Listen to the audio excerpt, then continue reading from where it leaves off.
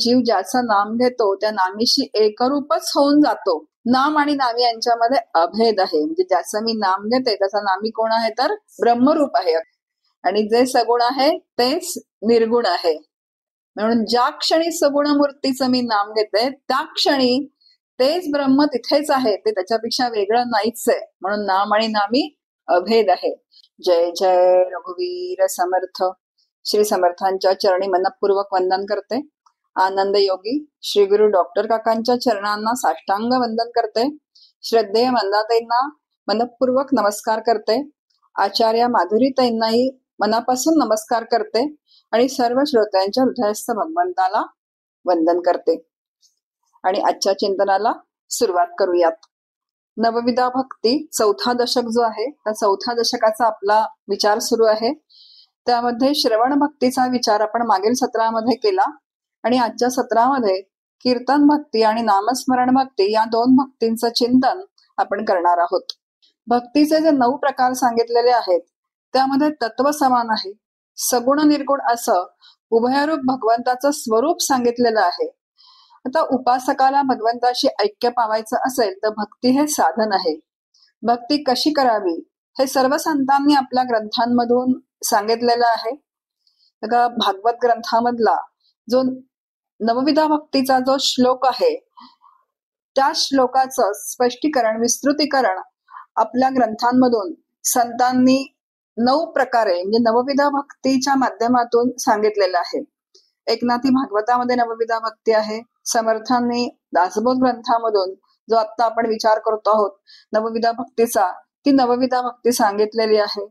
आता खर तर भक्ती एकच आहे पण तिचे 9 प्रकार भक्तिशास्त्राच्या ग्रंथांनी सांगितले आणि ते संतांनी सांगितलेले आहेत. मग असे 9 प्रकार का बरं सांगितले असतील? बघा, विचार केला तर लक्षात येतं आपल्या की भक्ती एक आहे, त्याची उपासना करणारा जो साधक आहे त्या उपासकाचे पिंड परत्वे स्वभाव मात्र कसे आहेत तर ते भिन्न भिन्न आहेत. आता मुख्य श्रवण सर्वांमध्येच आहे. श्रवणात निश्चय व्हायला लागतो हे आपण पाहिलं. आता कोणाचं मन कीर्तनात रमतं, कोणाचं मन नामस्मरणात रमतं. आता नाम सुद्धा काय आहे तर सर्व भक्तींमध्ये नाम आहेच, कीर्तन आहेच, असे काही कंपार्टमेंट नाही आहेत त्या भक्तीचे. त्या अगदी परस्पर पूरक अशा या सगळ्या भक्ती आहेत.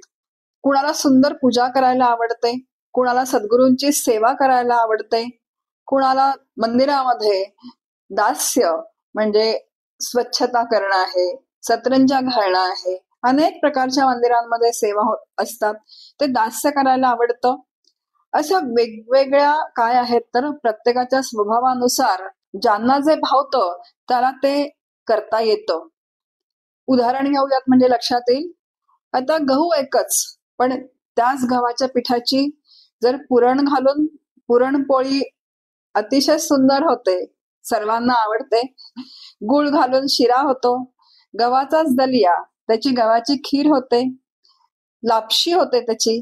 नंतर खवा घालून खव्याची पोळी होते, नारळाचं सारण घालून मोदक होतात, शिरा घालून सांज्याची पोळी होते.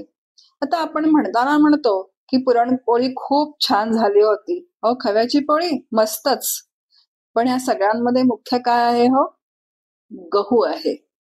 पण तरी पुरणपोळीची टेस्ट एक वेगळा आनंद देऊन जाते, खव्याची पोळी एक वेगळा आनंद देऊन जाते. साजूक तूप आणि गुळ घालून शिरा केला तर तो खूपच सुंदर लागतो. आता या प्रत्येक पदार्थामध्ये आनंद जो आहे तो आनंद काय आहे तर एकच आहे आणि तत्व काय आहे तर एकच आहे. पण तरी प्रत्येकाची आवड वेगवेगळी आहे. अगदी त्याप्रमाणे श्रवण, कीर्तन, नामस्मरण, नंतर पादसेवन, अर्चन, वंदम, दास्य, सख्य आणि शेवटची भक्ती जी आहे ती आत्मनिवेदन. आता शेवटी काय व्हायला पाहिजे तर आत्मनिवेदन या सगळ्या भक्तींमधून व्हायला पाहिजे, मुख्य हेतू जो आहे तो. पण सर्वांचा आत्मा जो आहे तो भगवंतच आहे आणि म्हणून ज्याला जी आवडते त्यांनी ती भक्ती करावी. पण कोणत्याही भक्तीने काय करावं तर अंतःकरणामध्ये आनंद झाला पाहिजे. आपल्या समोर दुसरी भक्ती कीर्तन भक्ती आहे. आता श्रवणातून जो निश्चय होतो, दासबोधामध्ये भक्तीमध्ये सांगितलंय, दासबोध ग्रंथामध्ये, की श्रवण भक्तीमध्ये काय होतं तर श्रवणाने निश्चय होतो आणि जो निश्चय झाल्यानंतर सगुण आणि निर्गुणासंबंधी पुन्हा पुन्हा ऐकत राहणं, पुन्हा पुन्हा सांगत राहणं, प्रचार आणि प्रसार करत राहणं, हे कीर्तन भक्तीचं स्वरूप आहे. म्हणजे भगवंताची कीर्ती गाणं, भगवंताची कीर्ती सांगणं, भगवंताबद्दल बोलणं. आता ह्या समासामध्ये सांप्रदायिक कीर्तन कसं असावं हे समर्थ सांगतात की कीर्तनकारांनी श्रोत्याला कीर्तन भक्तीद्वारे एका आध्यात्मिक उंचीवर न्यावं आणि अशी उंची गाठण्यासाठी कीर्तनकार कसा असावा याचं संपूर्ण वर्णन या समासामध्ये केलेलं आहे. आता श्रोत्यांना आध्यात्मिक उंचीवर न्यायचं असेल तर कीर्तनकाराच्या अंतःकरणाला पण काय पाहिजे तर मनापासून भगवंताचं प्रेम, हरिकथेची आवड पाहिजे. रेटम करणारा कीर्तनकार नको. आता दासबोध ग्रंथामध्ये 14:4 आणि 14:5 असे आणखीन दोन समास समर्थांनी या ग्रंथामध्ये सांगितलेले आहेत. मग आता कीर्तनकार कसा असावा हे सांगताना समर्थ म्हणतात, आपुलिया सुख स्वार्था केलीच करावी हरिकथा. म्हणजे आपल्या सुखासाठी, म्हणजे स्वतःच्या सुखासाठी हरिकथा करावी.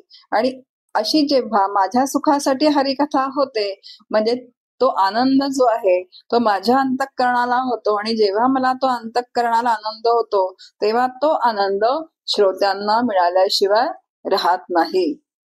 आणि असा जो उत्तम कीर्तनकार असतो जो सगुण रक्षून निर्गुण बोलत राहतो. म्हणून समर्थांनी सांगितलेलं मार्गदर्शक तत्व की सगुण रक्षून निर्गुण बोलत जावे. असा जो कीर्तनकार असतो तर आपल्याला सगळ्यांना माहिती आहे की पूर्वरंग जो असतो तो निर्गुणाचा असतो आणि उत्तर रंग जो असतो तो यात सगुण कथेचा असतो. मग सगुण कथा या नाव कीर्तन, कारण सगुण कथेचं प्राधान्य असतं. आता निर्गुणामध्ये काही तत्वज्ञान सांगितलं जातं पण ते सुद्धा त्या कथेला कसं असावं तर ते पूरक असावं. आणि असं जेव्हा कीर्तन होतं तो कीर्तनकार जो असतो तो श्रोत्यांना खिळवून ठेवतो आणि ते निर्गुण तत्व पण त्या अंतःकरणामध्ये पेरण्यामध्ये तो यशस्वी होतो. आता कीर्तनामध्ये 9 रस असतात. उत्तम गायन लागतं कीर्तनकाराला, उत्तम तालाचं ज्ञान, नंतर अभिनय, कथेला सुसंगत हावभाव जे असतात ते कीर्तनकार करतात, उत्तम वाणी, नंतर त्यांचं पाठांतर पण उत्तम लागतं. आणि असा जो कीर्तनकार परिपूर्ण जो असतो तो श्रोत्यांना खिळवून ठेवतो. ती कथा रंगवून सांगण्याची एक त्याची हातोटी असते. लहानपणी कीर्तनकाराकडून ऐकलेली लाखा कोल्हाट्याची कथा अजूनही आठवते. त्याचं कारण ते श्रेय कोणाला आहे तर ते कीर्तनकाराला श्रेय आहे. आणि म्हणून समर्थ म्हणतात असा रटाळ कीर्तनकार नको, अत्यंत अभ्यास पूर्ण प्रासादिक वाणी ज्याच्या मुखातून स्त्रवते असा कीर्तनकार पाहिजे. नामदेव महाराज आणि तुकाराम महाराज जेव्हा कीर्तन करायचं ना तेव्हा त्यांच्या कीर्तनातून ब्रह्मदर्शन होत होतं. भगवंत स्वतः म्हणतात की जिथे माझा नामघोष सुरू असतो तिथे मी उपस्थित असतो. परी तयापासी पांडवा मी हरपला गिवसावा, जेथे नामघोष बरवा करीती माझा. आता नामदेव महाराजांच्या कीर्तनाला, तुकोबांच्या कीर्तनाला किती गर्दी असेल. आता कीर्तनकार म्हणजे जो वक्ता आणि श्रोता हे दोघं कसे समरस होऊन जायचे त्या कीर्तनामध्ये. मग जिथे समरस होऊन जायचंय, जिथे भगवंताचा नामघोष सुरू आहे, आता तिथे भगवंत स्वतः उपस्थित नाही राहणार तर कोण राहणार? कारण भगवंताला काय प्रिय आहे त्यांचं तर नामप्रिय आहे. का चोखोबा जनाबाई दर एकादशीला पंढरपूरची वारी करत होते. त्यांना मंदिरात प्रवेश नव्हता आणि हे जेव्हा नामदेव महाराजांना कळलं तेव्हा ते स्वतः वाळवंटात कीर्तनाला उभे राहायला लागले. आणि या नामदेव महाराजांच्या कीर्तनातून चोखोबांना जनाबाईंना प्रत्यक्ष पांडुरंगाचं दर्शन झालं असा प्रसंग आपल्याला त्यांच्या चरित्रामध्ये वाचायला मिळतो. आता कीर्तन करताना नामदेव महाराज आणि तुकाराम महाराजांचा देह विठ्ठलमय होऊन जायचा आणि श्रोत्यांना सुद्धा आपल्या देहाचा विसर पडायचा. म्हणजे इतकं सामर्थ्य त्या कीर्तन भक्तीमध्ये आहे, त्या कीर्तनकारामध्ये सुद्धा इतकं सामर्थ्य आहे की तो श्रोत्यांना आपल्यासारखंच करून घेतो. ऐसी कीर्तनाची गोडी वैकुंठी होऊन घाली उडी, नामदेव कीर्तन करी पुढे नाचे पांडुरंग. प्रत्यक्ष पांडुरंग जो आहे तो कीर्तनात काय करायचा तर प्रत्यक्ष तिथे नृत्य करायचा. नामदेव महाराजचे एक वचन आहे, नाचू कीर्तनाचे रंगी ज्ञानदीप लावू जगे. बघा ह्यातून आपल्या लक्षात येतं की सगुणाचं कीर्तन असतं, पण त्याच्यामध्ये ज्ञान सुद्धा. आता नाचू कीर्तनाचे रंगी, लावू भक्तिदीप जगे असं म्हणत नाहीयेत नामदेव महाराज. लावू प्रेमदीप, लावू विठ्ठल दीप असे शब्द ते वापरत नाहीयेत. तर ज्ञानदीप हा शब्द त्यांनी वापरलेला आहे. आता कीर्तनात विठ्ठल हा प्रेमाचा विषय आहेच, पण सगुण आणि निर्गुण खूप छान एकमेकांमध्ये गुंफलेलं असतं. बघा, विठ्ठलाची व्युत्पत्ती सांगितलेली आहे की वीचा केला ठोबा, येणे नामे विठोबा. वी म्हणजे ज्ञान आणि ठोबा म्हणजे पुतळा. असा ज्ञानाचा पुतळा जो विठोबा आहे, त्याला डोळे भरून पहा, त्याची कीर्ती ऐका आणि ब्रह्मरूप विठ्ठलाचा अनुभव घ्या. इतकं तल्लीन का त्या कीर्तनामध्ये श्रोता आणि वक्ता तल्लीन होऊन गेले पाहिजेत. तुकाराम महाराज आपला अनुभव सांगतात, कीर्तनी ब्रह्मरस ठसावला, ब्रह्मरूप काया होतसे कीर्तनी. तुकोबा कीर्तनामध्ये कीर्तन करताना इतके समरस व्हायचे, इतके एकरूप व्हायचे की ते डोलाला लागायचे, की असं वाटत की जणू सगुण ब्रह्म डोलतय.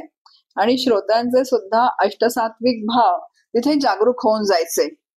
नित्य नवा कीर्तनी कैसा ओढावला रंग, श्रोता आणि वक्ता झाला स्वये श्रीरंग. समर्थांच्या ओव्यात आपल्या समोर की करुणा कीर्तनाच्या लोटे, कथा करावी घडघडाटे, श्रोतयांची श्रवण पुटे, आनंदे भरावी.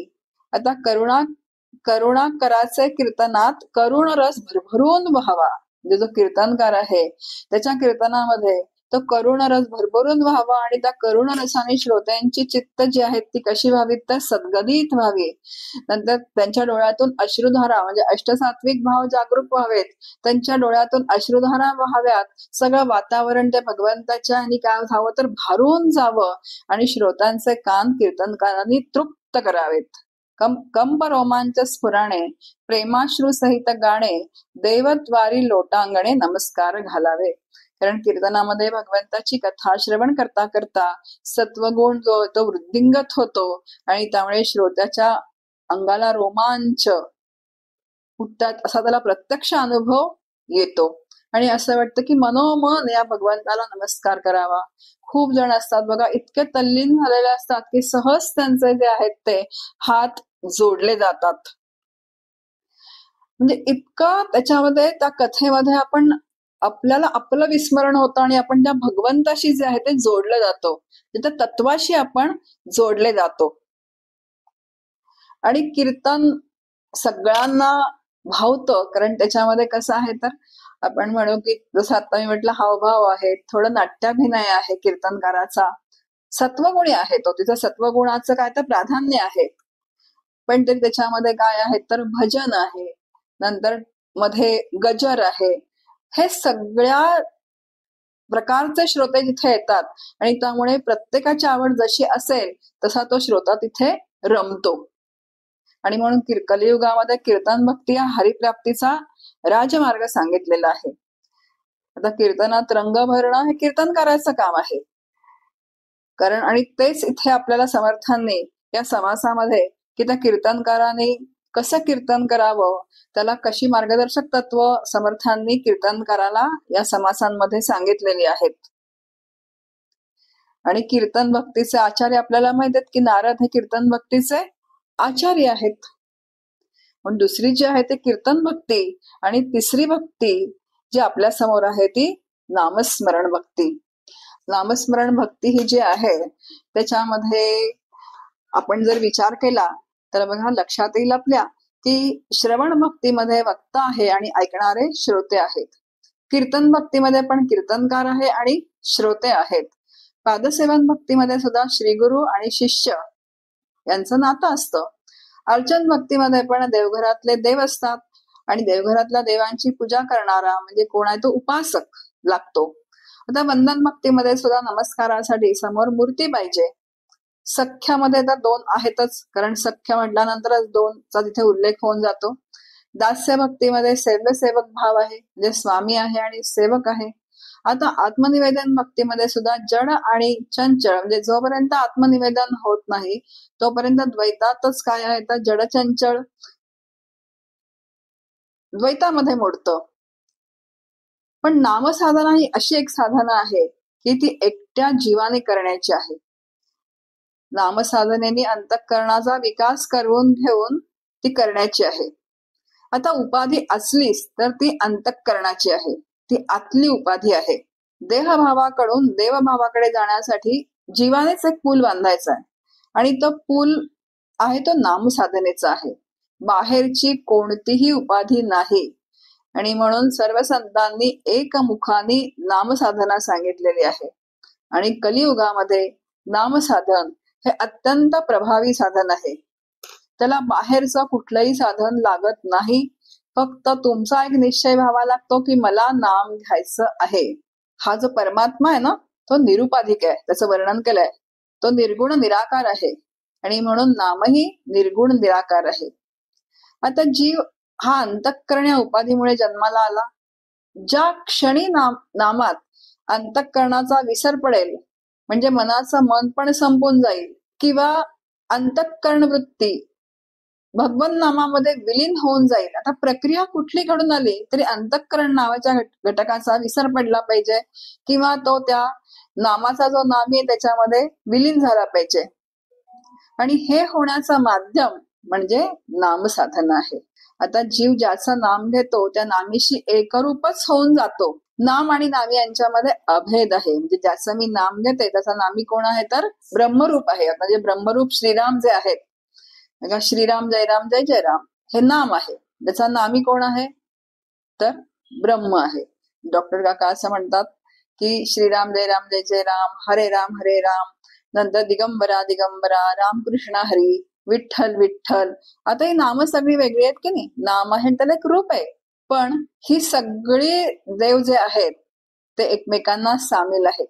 कसे सामील आहेत तर ते ब्रह्मस्वरूपाने सामील आहेत. आणि जे सगुण आहे तेच निर्गुण आहे. म्हणून ज्या क्षणी सगुण मूर्तीचं मी नाम घेते त्या क्षणी तेच ब्रह्म तिथेच आहे, ते त्याच्यापेक्षा वेगळं नाहीच आहे. म्हणून नाम आणि नामी अभेद आहे. तुकाराम महाराज म्हणतात ते हे परब्रह्म विटेवरी.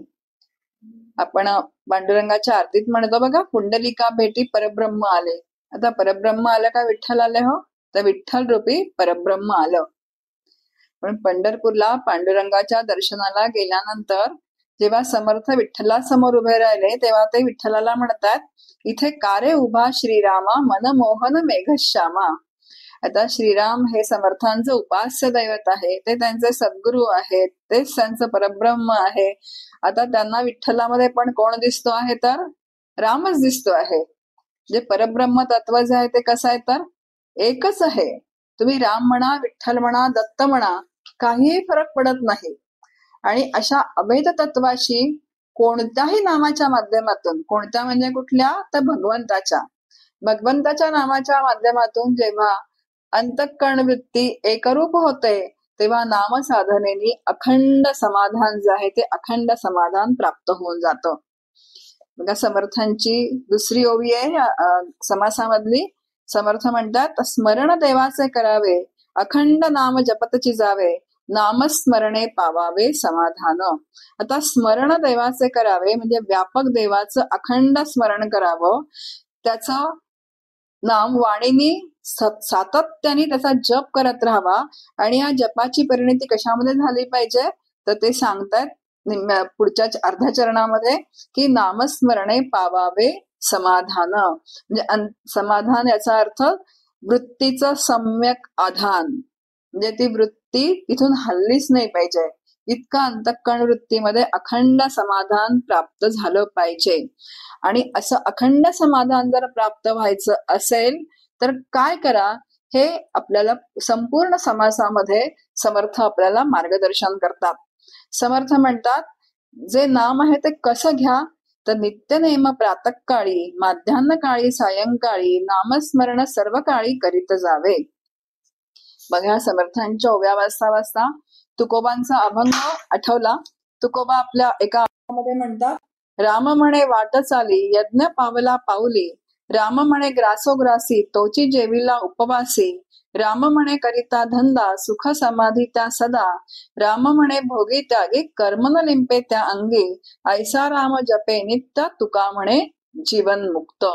म्हणजे रामाचं आता हा अभंग जर आपण लक्षात घेतला तर आपल्या लक्षात येईल की हा तुकोबांचा जो अभंग आहे, या तुकोबांच्याच अभंगावरचं हे भाष्य समर्थांनी या समासामध्ये सांगितलेलं आहे.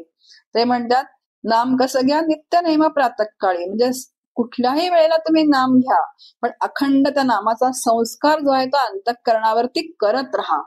जसं थेंब थेंब पाणी दगडावर पडलं तर दगडाला सुद्धा काय पडतं, तर खड्डा पडतो.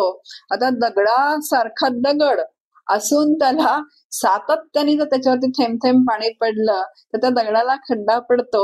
तर माझं जे अंतःकरण आहे, त्या अंतःकरणावरती जर सतत मी नामाचा संस्कार करत राहिले तर ते अंतःकरणामध्ये नाम रुजायला काय वेळ लागेल का? पण मुख्य जे आहे ते सातत्य.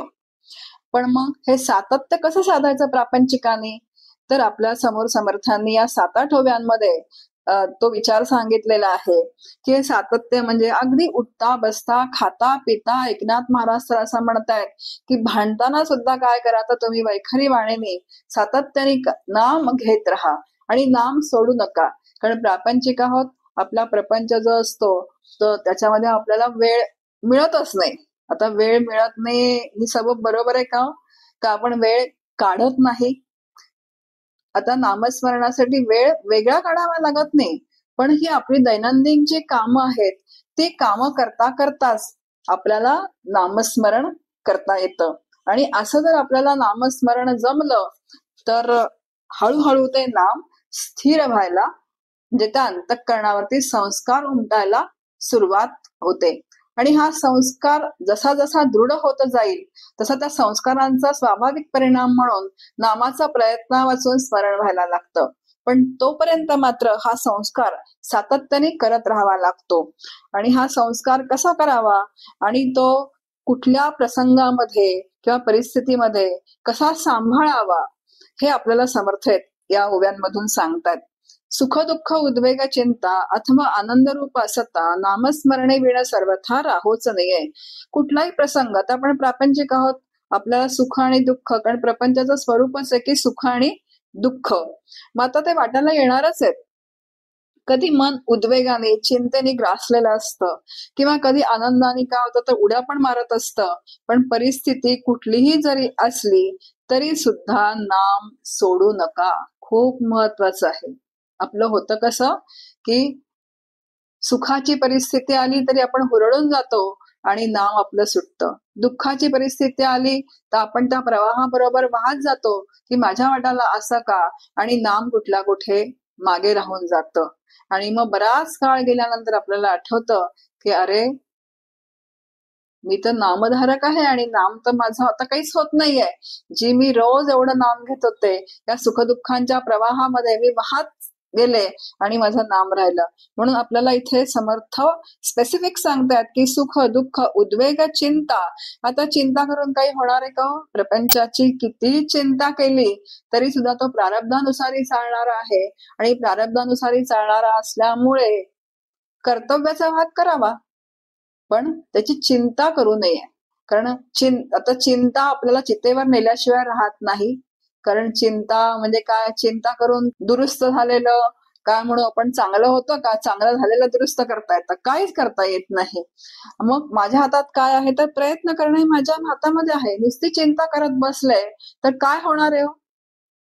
त्यापेक्षा भगवंताचं चिंतन करावं आणि चिंतन केलं तर त्या चिंतनाने आपण भगवंताला शरणागत, अनन्य शरणागती ज्याला म्हणतात, आणि अनन्य शरणागतीने जर भगवंताचं चिंतन केलं की भगवंता हा प्रपंच जो आहे हा प्रारब्धानुसारी होणारा आहे, तो प्रारब्धानुसारीच चालणारा आहे, पण तरी माझ्या चित्ताला चिंता वाटते, पण हे सगळं तुझंच आहे आणि तूच कोण आहेस ते याचा करता करविता आहे.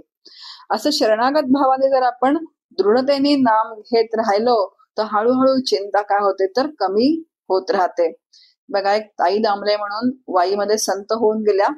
आता घरची सावकारी होती, अत्यंत सदन कुटुंब, पण अचानक परिस्थिती बिघडली, दुकान बंद पडलं, देणं खूप झालं, कर्ज खूप झालं.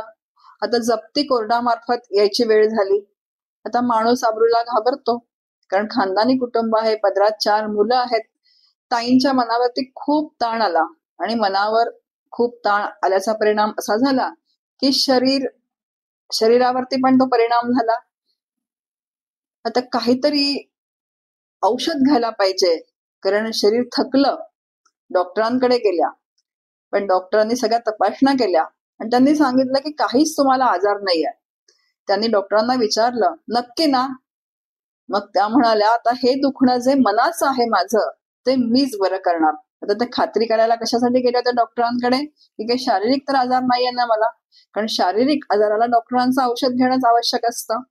पण जेव्हा डॉक्टरांनी सांगितलं की शारीरिक आजार नाहीये, हा मनाचा आजार आहे, आणि तेव्हा त्या निश्चयाने घरी आल्या आणि घराबाहेरची चिंचोक्यांची एक टोपली जी आहे ते घेऊन आल्या आणि त्यांनी चुलीजवळ ती ठेवली. कामं सुरू केली. आता प्रापंचिक होत्या घरात, 4-5 मुलं होती, खाणारी तोंड होती. काळजी तर वाटतच होती की आता घरावर जप्ती येईल, आपलं घर जाईल. असा विचार आला की त्या नाम घ्यायच्या आणि एक चिंचोका बाजूला टाकायच्या. नंतर या मुलांचं कसं होईल? आमचं ठीक आहे, आम्ही मोठे आहोत, कसं तरी काय करू तर दिवस घालवू, पण या मुलांना खायला प्यायला काय घालणार? असा विचार आला की नाम घ्यायच्या आणि चिंचोका टोपलीत टाकायच्या. मग आता विचार सतत एकामागून एक येत असतात, कारण जेव्हा चिंता असते तेव्हा चिंतेने ग्रस्त असं जे अंतःकरण असतं, त्या अंतःकरण नाम तर कुठल्या कुठे मागे ढकलून देतं आणि ते चिंतेला काय करतं तर इतकं प्रबळ करतं. पण ताईंनी ठरवलं होतं की मनाशी काय करायचा झगडा, त्यांचा सातत्याने त्या मनाशी झगडा करत होत्या. की असा विचार आला किंवा म्हणायचा परमेश्वर बघून घेईल, तो आहे की, त्याचं मी इतकं नाम घेतेय, तो आहे ना, त्याचाच हा प्रपंच आहे. असा विचार करून परत चिंचोका त्याच्यामध्ये टाकायच्या आणि म्हणायच्या, असा चिंतेचा घोर जर मी लावून घेतला तर मी अक्षरशः वेडी होईल.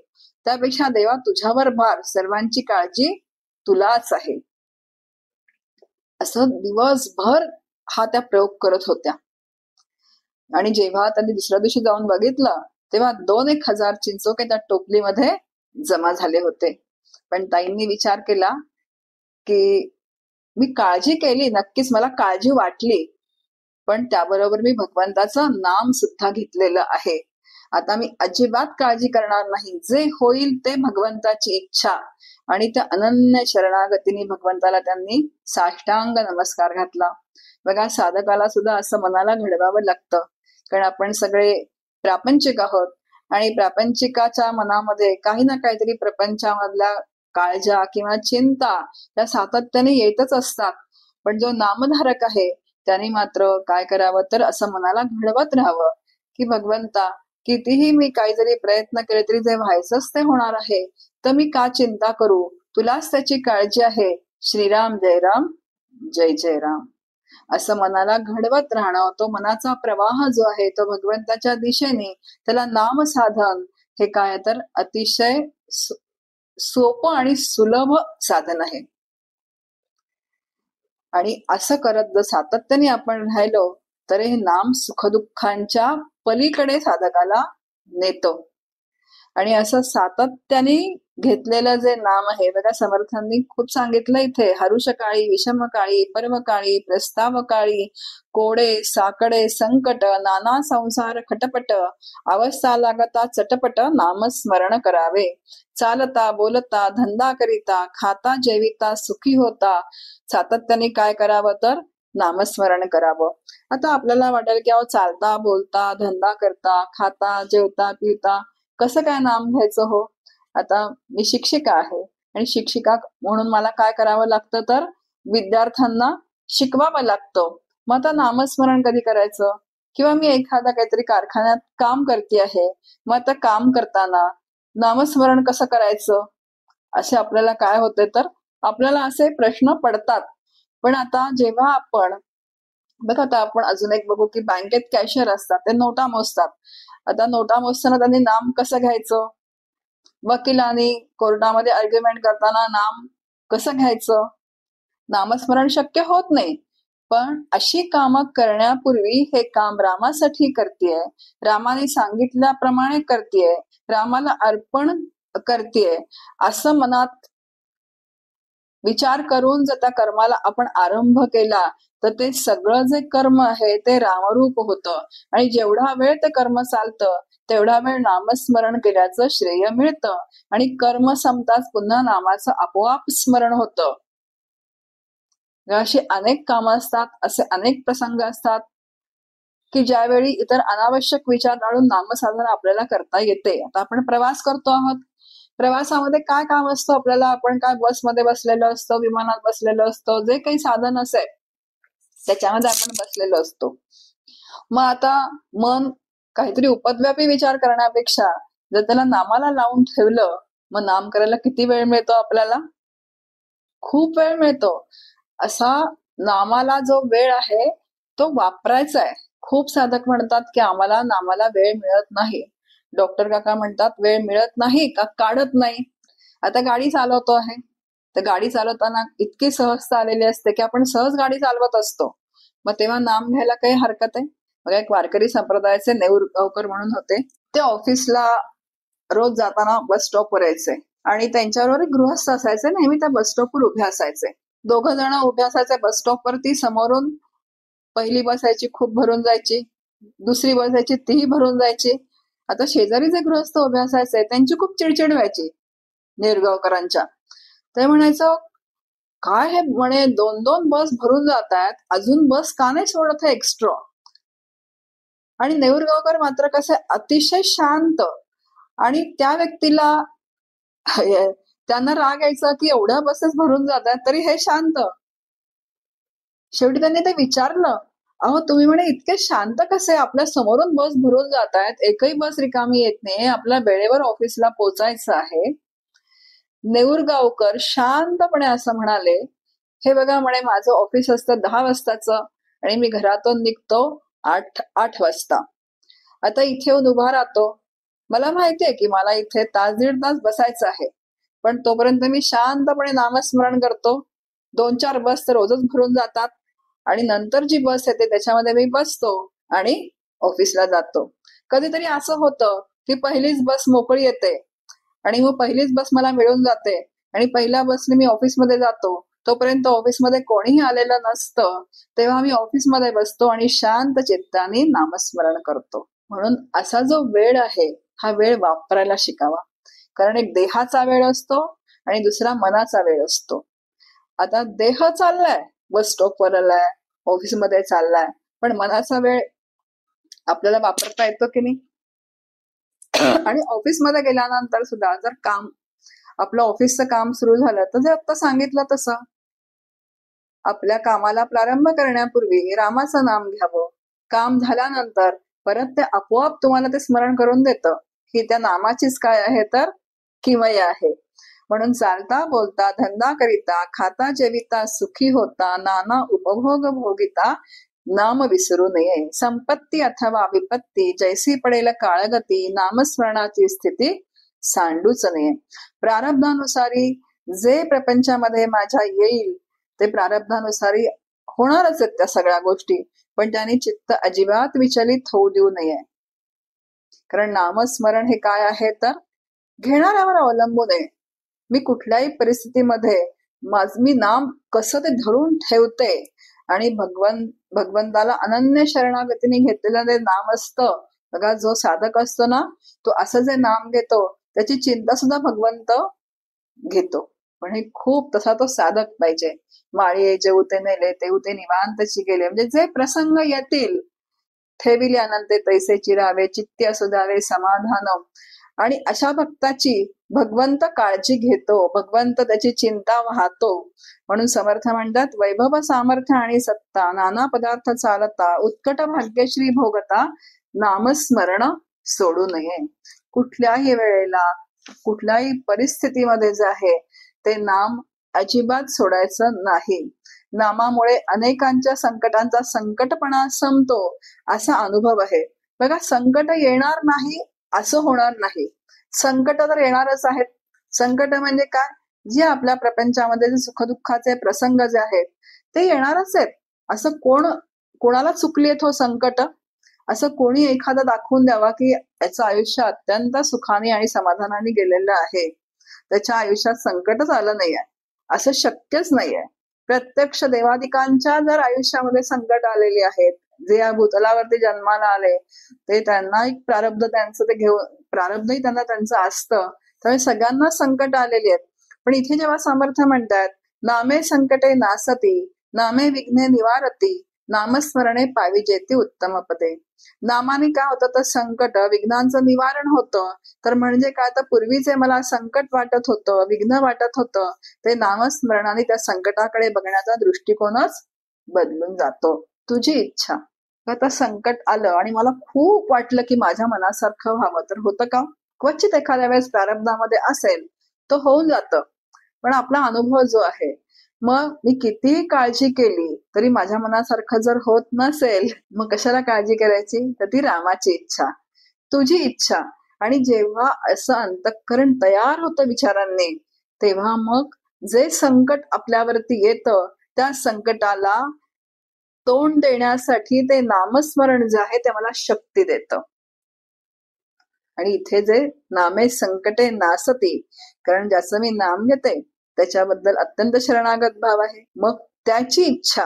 आता माझं तिथे काहीही राहत नाही. आता व्यावहारिक सत्तेमध्ये जे मला प्रयत्न करायचे आहेत, एखादं संकट आलं माझ्यावरती, काय असेल, आपण एखादी घटना घरामध्ये घडते, मग आता जे काही करायचं आहे ते कोणाला करावं लागतं, ते मलाच करावं लागणार आहे.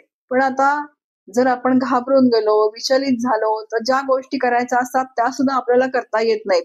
पण जेव्हा हे चित्त शांत असतं आणि भगवंताची इच्छा म्हणून ते स्वीकारलं जातं, तेव्हा अतिशय शांत चित्ताने हा जो भक्त आहे, जो नामस्मरण करणारा जो साधक आहे, तो अतिशय शांत चित्ताने त्या संकटाला सामोरा जातो.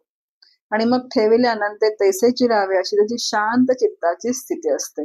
तुकोबांचं उदाहरण आपण नेहमी देतो. प्रपंच जो आहे तो प्रपंच कसा आहे, त्यांनी सगळा भार विठ्ठलावरती सोपवून दिलेला आहे. मग आता ईश्वराकडे 3 सामर्थ्य असतात, कर्तुम, अकर्तुम आणि अन्यथा कर्तुम. जे कर्तुम म्हणजे जे करायचं ते तो करतो, जे करायचं ते तो करत नाही. पण एखादी गोष्ट जर होत नसेल तर त्याचं सामर्थ्य तो तिथे वापरतो. आता त्याचे जे भक्त आहेत त्या भक्तांच्या बाबतीत अशा घटना आपण वाचतो चरित्रांमधून संतांच्या, की सोयराबाईचं बाळणपण करायला प्रत्यक्ष कोण आल्या, तर रुक्मिणी आई आलेल्या आहेत. तर अनेक संत चरित्रामध्ये आपण असे जे प्रसंग आहेत ते आपण बघतो. पण ते कोण आहेत, तर भगवंताचे भक्त आहेत. आणि अशा भक्ताच्या बाबतीत तो हे जे सामर्थ्य आहे तर ते वापरतो. आणि म्हणून नामाने काय काय झालेलं आहे हे आपल्याला समर्थ सांगतात.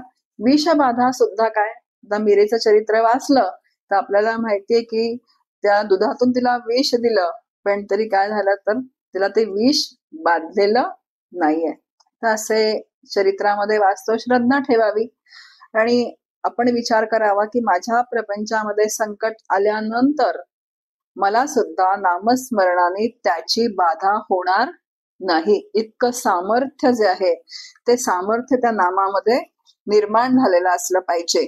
आता इथे नाम कधी घ्यावं, तर असं काही त्याला वय नाहीये. बालपणी, तारुण्य काळी, कठीण काळी, वृद्धाप्य काळी हे जे नाम आहे ते अखंड घेत राहावं. की आता बा आम्ही तरुण आहोत, आताच कशाला नामस्मरण करायचं आहे, अजून आमच्या हातामध्ये खूप वेळ आहे. आणि मग ते एक पद आहे की म्हातारपणी वाणीने बोलता येत नाही, काहीतरी पॅरालिसिसचा अटॅक येतो आणि मग काय होतं, तर साधं कोणा सुद्धा म्हणता येत नाही, मग ते नामस्मरण काय करणार हो. त्यामुळे असं बाळपणापासूनच, म्हणजे अगदी लहानपणापासूनच बघा, आपण तर लहान बाळ सुद्धा म्हणतो, म्हण विठ्ठल विठ्ठल विठ्ठल विठ्ठल असं आपण सांगतो की नाही.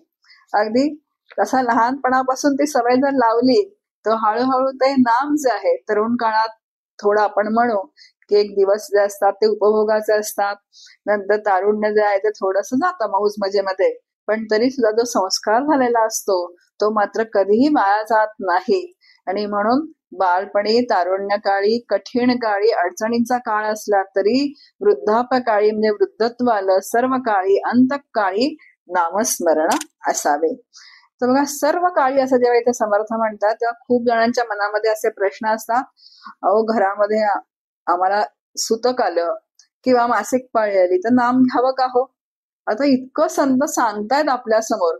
असाच एक प्रश्न एका स्त्रीने, जी साधक होती, नामस्मरण करत होती, तिने गोंदवलेकर महाराजांना विचारला. आता महाराजांनी उत्तर काय दिलंय, ते म्हणाले की कुठलीही अवस्था असू देत, त्या अवस्थेत श्वासोश्वास चालतो ना तुमचा, जर श्वासोश्वास चालतो तर नामस्मरण घ्यायला काहीच हरकत नाही. जगण्याकरता जसा श्वास घेणं आवश्यक आहे, अगदी तसंच भगवंताच्या भेटीसाठी प्रत्येक श्वासाबरोबर नाम घेणं अत्यंत जरुरीचं आहे. म्हणून कोणत्याही अवस्थेमध्ये नाम सोडायचं नाही. आधी अवदसा मगदसा अथवा दसे उपरी अवदसा, प्रसंग असो भल तैसा, नाम सोडू नये. अगदी गादीवर झोपल्यानंतर हातात माळ घेऊन नामस्मरण करता येतं का, चालतं का, इतके प्रश्न मनामध्ये असतात. अहो, मुख्य जे आहे ना ते मुख्य नाम आहे. मुख्य नाम आहे. तुम्ही ते नाम घेणं जे आहे ते अत्यंत आवश्यक आहे. आता इथे आपल्या समोर समर्थ म्हणतात, नामाचा महिमा जाणे शंकर, जना उपदेसी विश्वेश्वर, वाराणसी मुक्ती क्षेत्र, राम नामे करुणी. आता नामाचा महिमा जो आहे तर कोण जाणताय, तर शंकर जाणतायत. शंकर जे आहेत हे रामाचं नाम घेतायत आणि ते रामाचं महात्म्य सगळ्यांना सांगतायत. बघा, रामनामाने समुद्र मंथनातून निघालेलं हलाहल विष जे आहे ते महादेवांनी पचवलेलं आहे.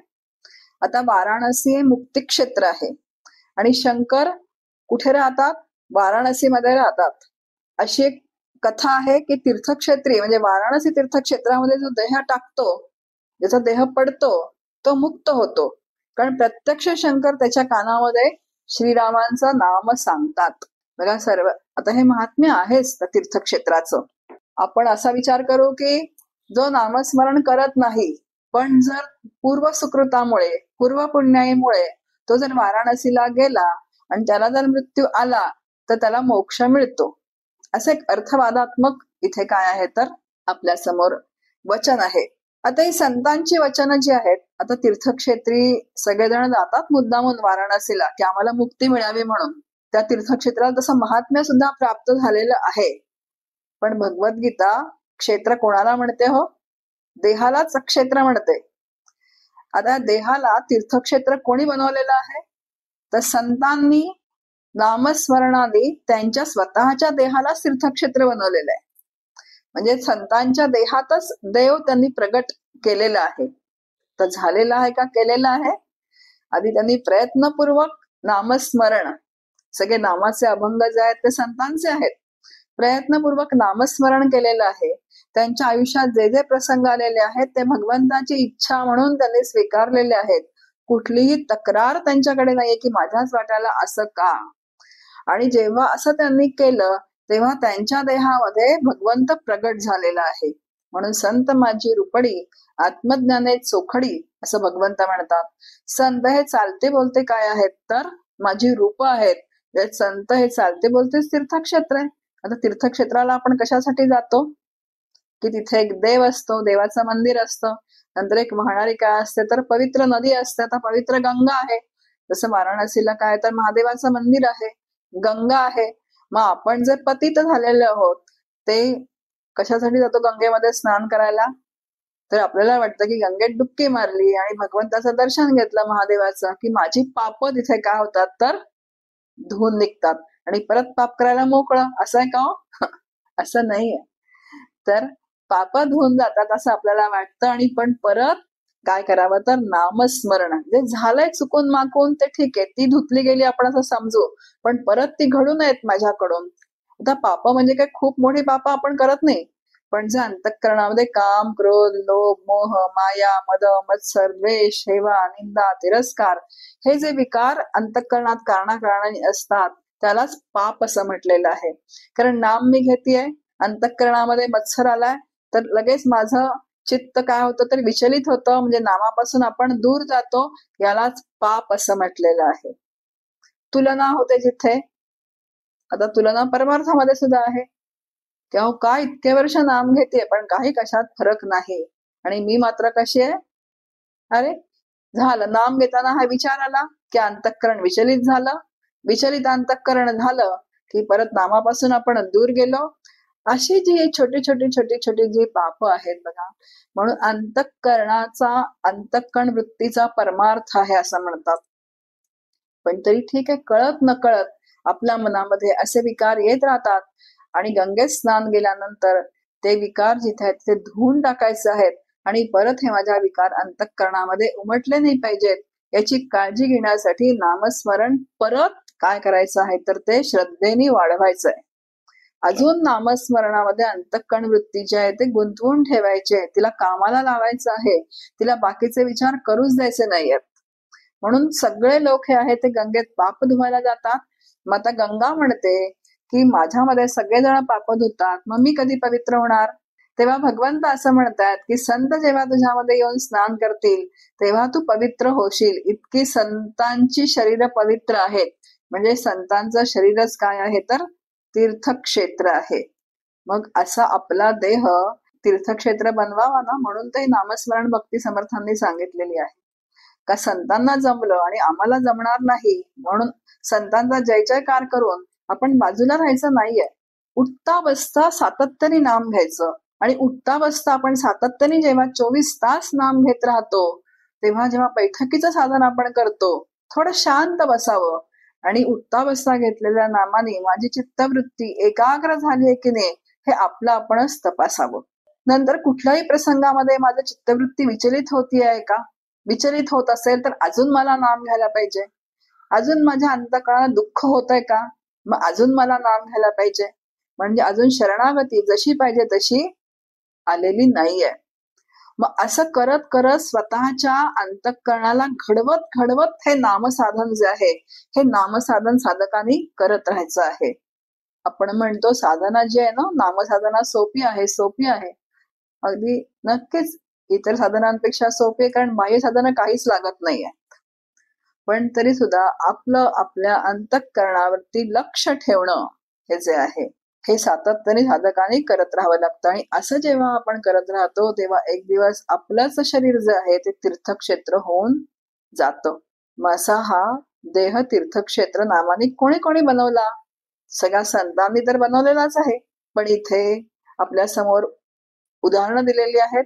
उफराट्या नामासाठी वाल्मिक तरला उठाउठी, भविष्य बदला शतकोटी, चरित्र रघुनाथाचे.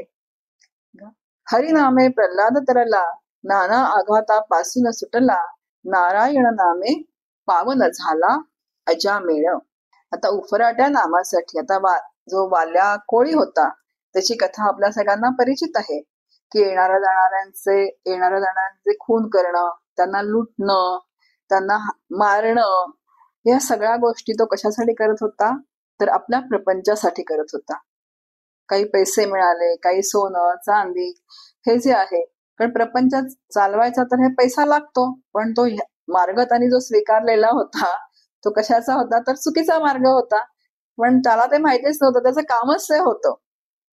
पण कुठेतरी पूर्वसुकृत उदयाला आलं आणि नारद महर्षी जेव्हा त्याला विचारतायत की अरे तू हे सगळं करतोयस पण हे जे पाप करतोयस तू, या पापामध्ये तुझ्या कुटुंबातले कोणी वाटेकरी आहेत का? तो म्हणाला हो तर त्यांच्यासाठी मी हे करतोय. आणि तो मग नारद महर्षी म्हणतात की जा मग तू विचारून ये तुझ्या पत्नीला, मुलांना. आणि जेव्हा तो गेला तेव्हा सगळ्यांनी हात वर केले, म्हणाले की आम्ही तुमच्या पापात वाटेकरी नाही. तेव्हा त्याच्या तिथे जे वैराग्य निर्माण झालेलं आहे की आपण इतके दिवस जे करतो आहेत आणि माझ्या पापात मात्र हे कोणीच वाटेकरी नाही आहेत आणि मी मात्र ह्यांच्यासाठी सातत्याने काय करतोय तर हे खून, मारामाऱ्या, दरोडे घालतो आहे. तो शरणागत आला नारद महर्षींना. त्यांनी त्याला रामनाम दिलं आणि मरा म्हणता म्हणता श्रीराम जय जय राम असा नाममंत्र घेऊन वाल्याचा वाल्मिकी ऋषी झाले. पण आता आपण जर बघितलं तर वाल्याच्या अंगावरती काय चढलेली आहेत तर मुंग्यांची वारुळं चढलेली आहेत. आता सद्गुरु जे आहेत ते श्रीगुरु जे आहेत त्यांच्या मुखातून आलेलं नाम आहे. आणि इथे महत्व आहे, श्रीगुरूंच्या मुखातून नाम यावं त्याच्यात त्याची संकल्प शक्ती असते.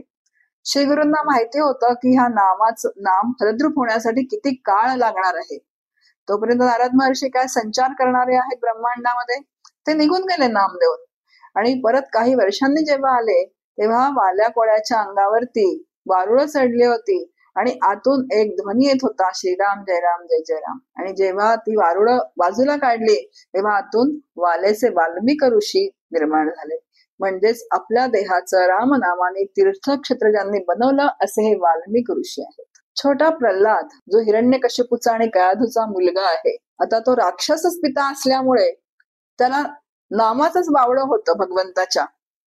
पण गर्भाशयातच संस्कार झालेले असल्यामुळे, आणि ते नाम पण कोणी दिलेलं आहे? नारद महर्षींनीच. नारद महर्षींनीच सांभाळ केला आणि गर्भाशयातच ते संस्कार झाले आणि नाम घेतच हा मुलगा बाहेर आलेला आहे. आणि वडिलांना त्याचा अतिशय काय आहे तर राग आहे की हा नाम का घेतो. त्याला बांधून ठेवलं, त्याला कड्यावरून ढकलून दिलं, उकळत्या तेलामध्ये घातलं, अनेक प्रकारे त्रास दिलाय की तू नाम घेऊ नकोस म्हणून. पण इतक्या संकटांना तोंड देऊन त्याने नाम सोडलं नाही. याचा अर्थ असा होतो की आपल्या प्रपंचामध्ये सुद्धा कितीही संकट आली तरी नाम सोडायचं नाही. नाम अंतःकरणामध्ये धरून ठेवायचं. आणि असं जेव्हा त्यांनी नाम धरून ठेवलं तेव्हा कोण प्रसन्न झालेले आहेत? नरसिंह अवतारामध्ये हिरण्यकश्यपूचा वध केला विष्णूने.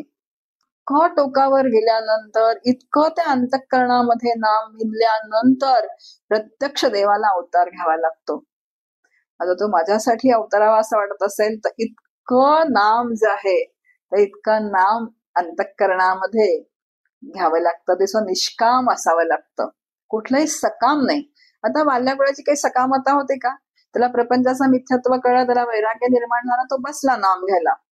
प्रल्हाद सुद्धा छोटासा होता, त्याला माहिती होतं की मला नाम घ्यायचं आहे आणि तो भगवंताचं दर्शन मला करून घ्यायचं आहे, म्हणून त्याच्या मनामध्ये कुठलीही सकामता नाहीये. आणि असं जेव्हा निष्काम नाम होतं तेव्हा भगवंताला प्रगट झाल्याशिवाय गत्यंतर नसतं. आता खरं चांगला नाहीये शब्द गत्यंतर नसतं, पण खरंच आहे की भक्ताच्या स्वाधीन हा कोण असतो तर भगवंत असतो. अशाच एक भगिनी 13 कोटी नामजप केला. त्यांनी वाचलं होतं कुठे की 13 कोटी नामजप केल्यानंतर साक्षात्कार होतो.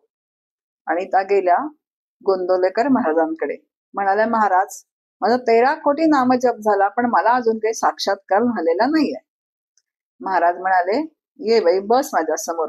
म्हणाले की तुझी जी खातेवही आहे ना ती माझ्याकडे आहे तयार, जे जमा खर्च ज्याच्यामध्ये लिहितो. म्हणे तू किती नाम घेतलंस? पहिलं काही संख्या नाम घेतलंस, ते म्हणे पतीला नोकरी लागावी म्हणून घेतलंस. दुसरी काही नामाची संख्या केलीस, ती मुलाला कॉलेजमध्ये ऍडमिशन मिळावी म्हणून केलंस. तिसरं काही संख्येने नाम जे घेतलंस ते मुलीचं लग्न व्हावं म्हणून केलंस. नंतर नातवंड व्हावं म्हणून केलंस. असं बरंच नाम जे आहे तुझा खर्च झालेला आहे 13 कोटी मधलं. आणि फार थोडं जे नाम आहे तू ते कुणासाठी घेतलंस तर वेळ मिळाला तर भगवंतासाठी घेतलेलं आहे. आणि म्हणून तो 13 कोटी जरी जप केलास तरी सुद्धा तो सकामतेने खूप केलेला असल्यामुळे, तो देवासाठी केलेला नसल्यामुळे तुला साक्षात्कार झाला नाही.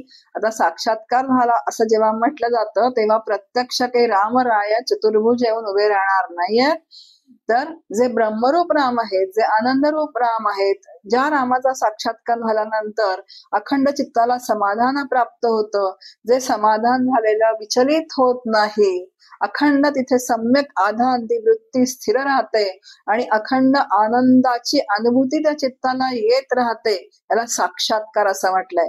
आणि अशी आनंदाची अनुभूती जेव्हा येते तेव्हा साक्षात तीच व्यक्ती काय होते तर रामरूप होऊन जाते. पण त्याच्यासाठी निष्काम नाम घ्यावं लागतं. मनाला रामनामाचा छंद लावून घ्यावा लागतो. गोविंद गोविंद मना लागलिया छंद, ध्यान लागले रामाचे. अखंड अखंड त्या चित्तवृत्तीला त्या नामाची गोडी लावून घ्यावी लागते. मग ते परमेश्वराची अनंत नामेत. समर्थ म्हणतात परमेश्वराची अनंत नामे स्मरता तरी जे नित्य नेमे, नामस्मरण करिता येमे बाधिजे ना. हजारो नाम आहेत. माऊली ज्ञानेश्वरी मध्ये म्हणतात की नामाच्या सहस्त्र होड्या आहेत, पण कुठल्याही एका होडीत बसा, म्हणजे कुठलंही एक नाम घ्या, ते नित्य नेमाने घ्या. आणि नित्य नेमानी नाम बघा, नित्य नेमानी नाम घ्यायचं आहे, अनन्य शरणागत राहून घ्यायचं आहे, अत्यंत श्रद्धेने घ्यायचं आहे, कुठल्याही प्रसंगात घ्यायचं आहे, कोणत्याही परिस्थितीमध्ये घ्यायचं आहे. आणि असं जेव्हा नाम होतं तेव्हा जन्म मरणातून सुटका झाल्याशिवाय राहत नाही. बघा जन्म मरणातून सुटका हा एक भाग आहे आणि ज्या क्षणी नाम त्या क्षणी चित्ताला आनंद आहे, म्हणून नाम नामी अभेद आहे असं आपण म्हटलं. ज्या क्षणी नाम आपण निष्कामतेने घेतो त्या क्षणी त्या चित्ताला जो आनंद होतो त्या नामाच्या नामीचा तो आनंद असतो. आणि असं जेव्हा नाम घेतलं जातं, सहस्रनामामध्ये कोणी एक म्हणता होतसे सार्थक, नामस्मरता पुण्य श्लोक होईजे. 1000 नामांपैकी एकाचं स्मरण केलं तरी मोक्ष म्हणून नामधारक स्वतःच काय होतो तर तो पुण्यरूप होतो. पवित्र तो देह वाणी पुण्यवंत जो मध्ये अच्युत सर्व काळ. तयाच्या चिंतने तरतील दोषी जळतील राशी पातकांच्या. असे संतांचे देह पवित्र झालेले आहेत. संतांची नावं सुद्धा देवांच्या नावाप्रमाणे घेतली जातात. पैठणला एकनाथ जनार्दन एकनाथ जनार्दन असा नामघोष केला जातो. आळंदीला बघतो आपण आता वारी जाते पंढरपूरला, तेव्हा आपण बघतो की पांडुरंगाचं नाम तर आहेच विठ्ठल विठ्ठल, पण त्याच्याबरोबर ज्ञानेश्वर माऊली, ज्ञानराजा माऊली, तुकाराम हे संतांची नामं घेतली जातात. म्हणजे ज्या भगवंताचं नाम घेऊन संतांचे देह सुद्धा पवित्र झाले, ते संत देवस्वरूपच झाले, संतांचे देहाचे तीर्थक्षेत्र झाले. ते देहासह काय झाले तर त्यांची शरीरच पुण्यरूप होऊन गेली. म्हणून नामाचा महिमा हा अपार आहे. अगाध महिमा न वसे वदला, नामे बहुत जन उद्धरला, हळाहळा पासून सुटला प्रत्यक्ष चंद्रमौळी. नामाचा महिमा अपार आहे. समर्थ म्हणतात तो सांगण्याचा मी प्रयत्न केला. नामाने असंख्य भक्त तरुण गेलेले आहेत. प्रत्यक्ष भगवान शंकराची हलाहलाच्या विषापासून नामाने सुटका झाली आहे. आणि हे नाम जे आहे ते असं आहे की प्रत्येकाला घेण्याचा अधिकार आहे. चहुवर्णा नामाधिकार, नामी नाही लहान थोर, जडमुड पैल पार पावती नामे. नाम कोणीही कुठेही कसंही घ्यावं, सगळ्यांना तो अधिकार दिलेला आहे. हा लहान, हा मोठा, हा अशिक्षित, हा अडाणी, हा गरीब, हा श्रीमंत असं काहीही नाहीये. जो श्रद्धेने नाम घेईल तो हा भवसागर तरुण गेल्याशिवाय राहणार नाही. म्हणून अखंड नाम स्मरावे, रूप मनी आठवावे, तिसरी भक्ती स्वभावे निरोपिली. म्हणून चित्तामध्ये अखंड भगवंताचं रूप आणि त्याचं नाम असं दृढ धरून ठेवावं. तुझे रूप चित्ती राहो, मुखी तुझे नाम, देह प्रपंचाचा दास, सुखे करो काम.